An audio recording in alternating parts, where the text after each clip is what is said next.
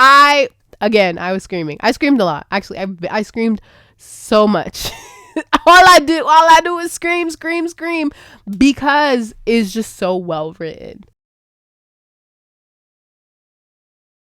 Hi everybody, welcome back to the Wonder of Danmei YouTube channel. My name is Lisa and we are back for another Danmei video. If you saw my last video, we are on a new Danmei journey. I am diving into the world of Danmei and I am very excited because I'm 2 stories in and I am loving it. I'm here for the ride.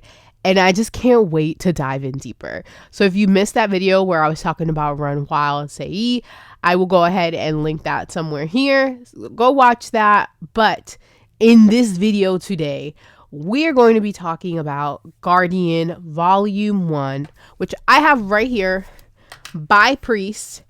And chef's kiss. I chef's kiss everything. I am enjoying this series so much, but I needed to come on here and talk about Volume 1 because I just finished it not that long ago and we need to get into it. So a couple of warnings right off the top. This is going to contain a lot of major plot point spoilers for Volume 1. I'm only going to be talking about Volume 1 in this video. I started reading Volume 2, but I put that on pause until I finished this video just so I wouldn't mess up like events that happened in Volume 2 and accidentally say that they happened in Volume 1. So again, this is going to contain major spoilers. I know some people are 100% fine with spoilers. They like that. That's cool. But for everybody else, this is your warning. There are spoilers. I want to be mindful of that. If you have not heard about the series, this may not be the first video you get introduced to it too. That being said, if you have any comments or want to contribute to this conversation at any time, please feel free to do so in the comment section, but limit it to just Volume 1 and topics that we discussed in this book to not spoil me from the rest of the series. And number 2, I said this in my previous Danmei video. I will say it again.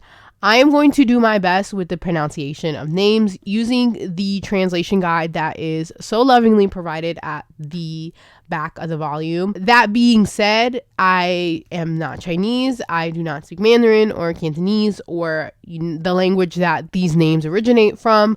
So they may not be perfect, but just know that I am trying my best.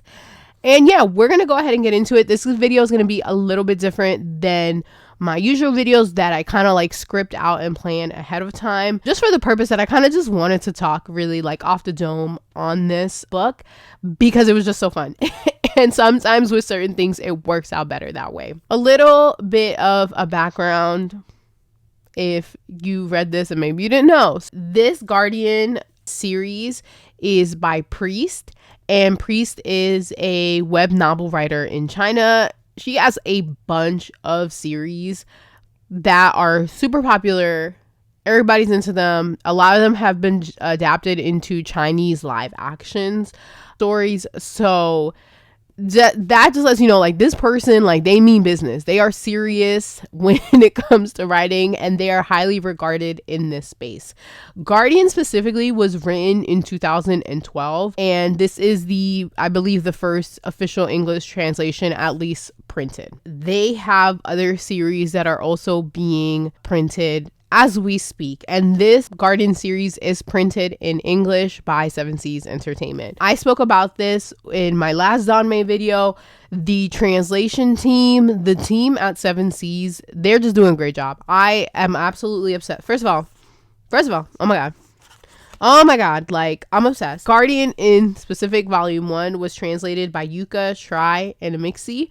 So shout out to you guys because it was amazing. And I spoke about this before, but the translation really makes a difference in the immersion of the story. When I ordered Guardian, I just knew that it was mostly set in modern times, which is why I wanted this to be the next Danmei series that I got into, because Run Wild is set in modern times and a lot of Danmei are not. And I will be diving into other Danmei that are set in more traditional or olden times, but I was like, I kind of want to keep the same vibe going. So I had gotten Guardian Volume 1, didn't really know the synopsis that much. I was just like, okay, I've heard really good things. I'm going to go ahead and order it. And I was absolutely like enthralled almost immediately. I didn't finish volume 1 before I had already ordered volume 2.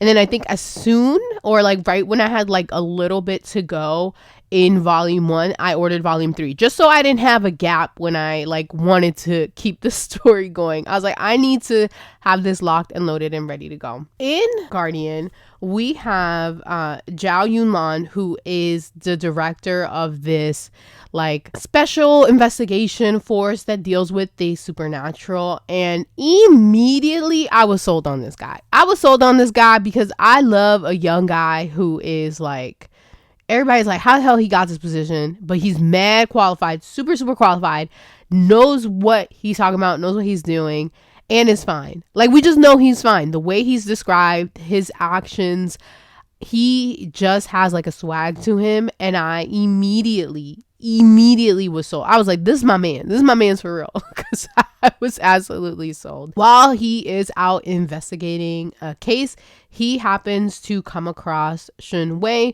who is a professor at the university in which the investigation is taking place. And immediately he's like, oh, that's about to be my man's. That is about to be my man. And starts putting the moves on him in a way that was just so fun to read. It had me blushing. It had me like doing one of these where you just stop and scream into the book because it is so good. And their chemistry is off the charts. Before I get into like the specifics of their relationships that I really enjoyed and the chemistry that they had, I will say, aside from that, the supernatural elements in the story, the mystery surrounding it, the lore of certain ghosts and spirits had me in a chokehold. This is not going to come to a surprise to anyone who knows me and watches my videos that I immediately was reminded of, say it with me, y'all, XXX-holic, or known as Holic. I immediately, anything with supernatural vibes, anything with lore, anything with creepy feelings, it's going to take me back to Holic. And in this specifically, this combined that eerie supernatural feel that I like, which is shocking coming from me because I don't like horror. I don't like scary things. I scare very easily. But when it is in a written form, whether it's manga, whether it's a traditional novel, it is easier for me to absorb and not be as scared. But the supernatural elements just really like sold it to me because I love that feeling. I love that there's like another world that we don't know about. And specifically in Guardian, you know, takes place in China. So these are Chinese ghosts and Chinese legends that I am not familiar with. And it was me learning about a lot of these spirits for the first time and just being like super excited that there's like this paranormal kind of like spiritual division that is specifically set to handle these cases. And the cases were very fun. They were very interesting. And I really, you know, there was moments where like I couldn't figure out what actually was happening versus what, like, you know, the characters are telling the investigators what happened. And that to me makes it so enjoyable because you want to keep reading to find out what happens next. Another thing I found with Guardian is that the whole ensemble cast of the investigations unit, like everyone is like a weirdo. Some people aren't really people, they're spirits. And they just built such a like ragtag team that works, that makes sense. You see how everyone fits into the dynamic. And I love that so much because you really learn a lot about Zhao Yunlan based on the thoughts and the interactions that he has with the rest of his crew. So them being so unique and everyone having like their own personality and how they perceive him and their thoughts and all of that really adds like another level of exposition on this character and made me love him even more. Even though he's a little red flag, he's kind of toxic to some of these members, like I really appreciated having their perspective on that and seeing how everyone plays their role in this department. I already mentioned that I really, really loved Zhao Yunlan. He is just, again, so fine, and his interactions with Shen Wei are just so hot to me. And I love a man being down bad. I love a man being down bad. He's just down bad in such a sexy way that it made it so fun to read. I think the contrast of him being down so bad and then Shen Wei on the surface seeming like he's not interested, or he's like interested but holding himself back and we don't know the reasons yet. It was just so good because I feel like with Shen Wei and his actions, he's turning down Zhao Yunlan in a way where it's like, I really don't want you to stop. Like, my lips are saying, please stop hitting on me and trying to be with me. But my heart and soul is screaming, like, don't stop. Actually, keep pursuing me. Keep wanting to be with me because I don't want to let you go. And that buildup of seeing Shen Wei get into this point where you're like, oh, he's rejecting whatever. And you slowly start picking up, like, he really don't want to reject this man. He really doesn't want to let Zhao Yunlan go, and you're kind of like, what is going on here? Why are you like with this push and pull energy? And I thought the buildup of that was so well done. This, a lot of people categorized it like as a slow burn in their relationship, and I find like I maybe I have like a different interpretation of slow burn. It's slow burn because like, yeah, like, you know, it's kind of not till the end where we're like, all right, like, what are we doing here? But I feel like from the beginning, it's made clear that Shen Wei, like, there's more there. There's more there. And it's not like a complete wash that he's not interested in Zhao Yunlan for some reason. Like, I find that those little breadcrumbs didn't, to me, feel slow burny at all. But I can understand, like, the buildup obviously isn't fast. Like, they're not getting together on page 2. Their relationship dynamic, to me, is just so fun. And I love the moments where Shen Wei is really trying hard to turn Zhao Yunlan down, but he like can't stay away. Like, he's like, no, like, something keeps drawing me to you. Although, you know, we end up finding out what that is. It was very much like, it kind of was like just waiting. Like, if you know, you have a dam that's about to break and like little drops are coming out and you're like, this is going to break and the floods are going to be released. Waiting for that moment, that buildup was so satisfying. I was screaming. I screamed a lot. Actually, I screamed so much. all I do is scream because it's just so well written. The reveal that Shen Wei was the emissary, I was shook. But by the time that it was revealed, I saw it coming, but I will say I did not see it coming like from the beginning. When the emissary is initially brought into the story, we see him go into the department and everyone is like regaling him. And they're like, the only one who could really talk to him like that is Zhao Yunlan. And they have like a little special bond or whatever. I was not thinking at all, this is Shen Wei. Obviously little breadcrumbs are left that Shen Wei isn't who he says he is. He's definitely a being that is powerful, that has some sort of magic, that has some sort of powers. But I initially did not put 2 and 2 together that he was the emissary.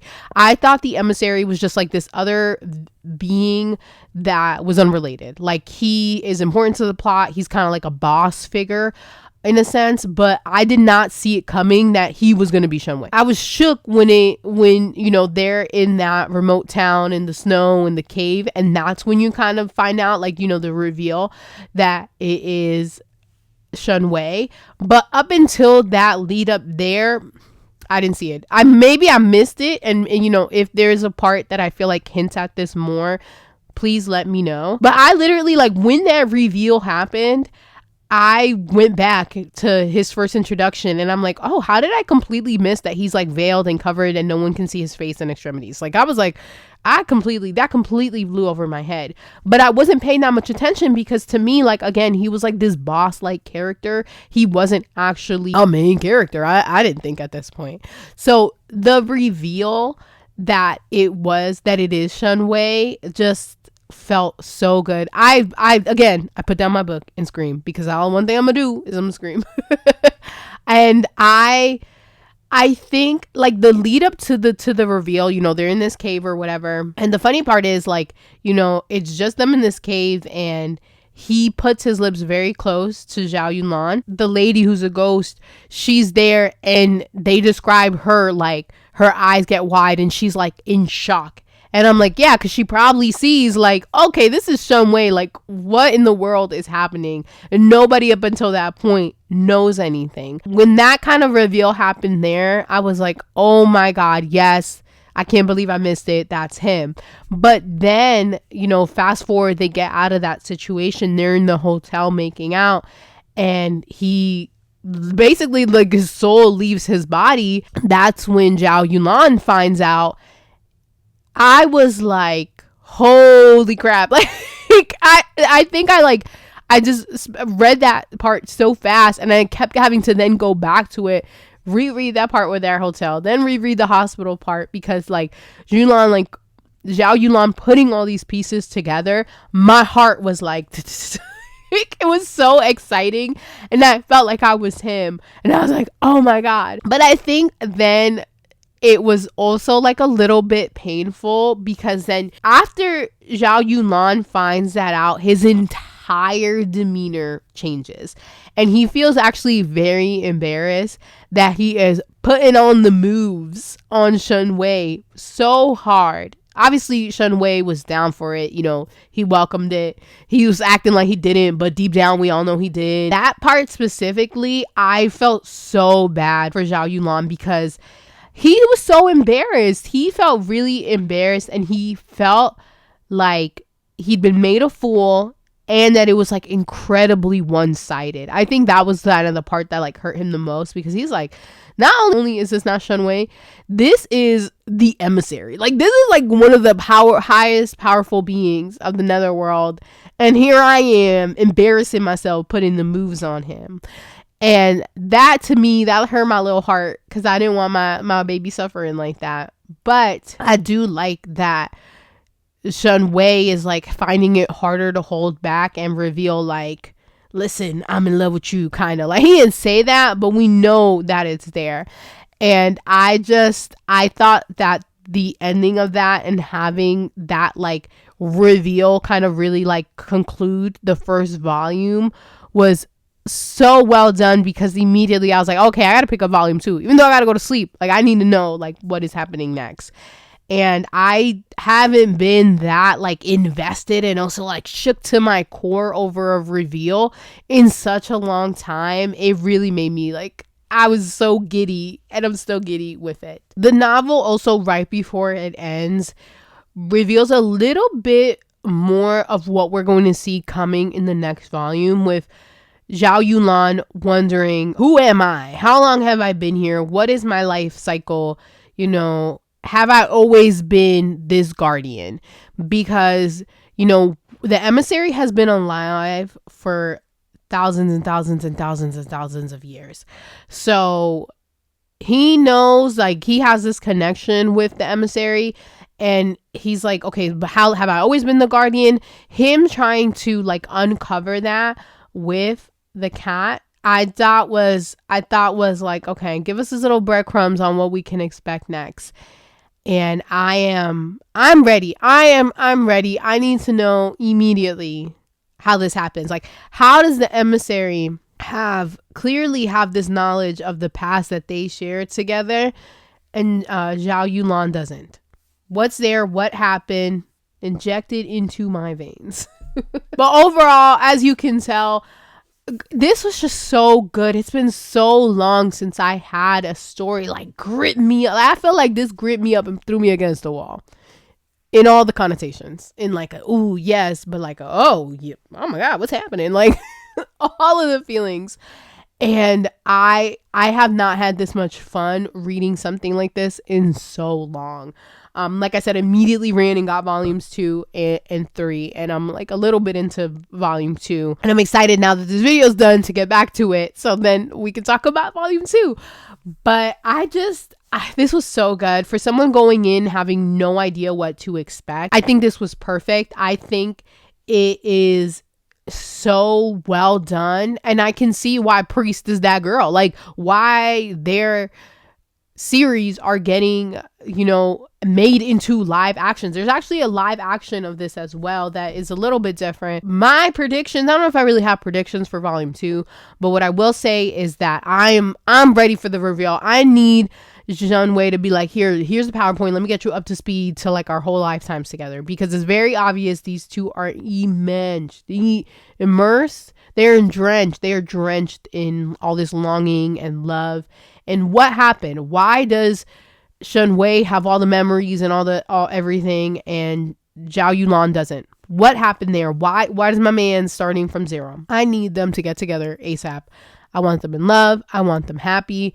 Obviously, there's more supernatural elements and mysteries in, you know, these 4 artifacts that they gotta find. Like, that's central to the plot. But I want them lovey-dovey while getting those artifacts. I want them holding hands at every case. I want them sneaking glances, making out in hallways.